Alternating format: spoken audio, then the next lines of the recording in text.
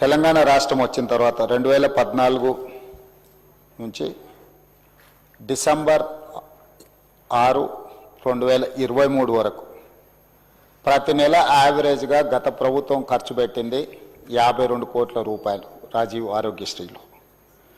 December 7, 2023 నుంచి March 25, 2026 దాదాపుగా 26, 27 నెలలలో ప్రతి నెల ఈ ప్రభుత్వం ఖర్చు పెట్టింది 89 కోట్ల రూపాయలు అధ్యక్ష యావరేజ్గా. అదేవిధంగా రాజీవ్ ఆరోగ్యశ్రీలో రాష్ట్ర ప్రభుత్వం పేమెంట్లు ఇవ్వడం లేదు, దాంతో ప్రైవేట్ హాస్పిటల్స్ మూతపడుతున్నాయి, మాకు నోటీస్ ఇచ్చిండ్రు, మీరు ఇంకా దాని మీద స్పందించడం లేదన్నట్టుగా ఏదైతే మాట్లాడుతుండ్రో ఈ వారసత్వం వారి నుంచి మాకు వచ్చింది అధ్యక్ష. ఈ రాజీవ్ ఆరోగ్యశ్రీ బకాయిలు పెట్టి అధికారాన్ని కోల్పోయి ఆ భారాన్ని మా నెత్తి మీద పెడితే ఆ భారాన్ని మోస్తూనే మేము 5 లక్షల నుంచి 10 లక్షల రూపాయలకు పెంచడం జరిగింది అధ్యక్ష.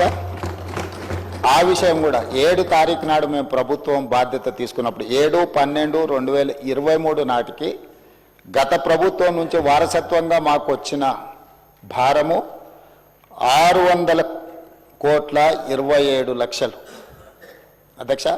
600 కోట్ల 27 లక్షల రూపాయల భారము గత ప్రభుత్వం నుంచి మాకు వారసత్వంగా రాజీవ్ ఆరోగ్యశ్రీలో భారం వచ్చింది అధ్యక్ష.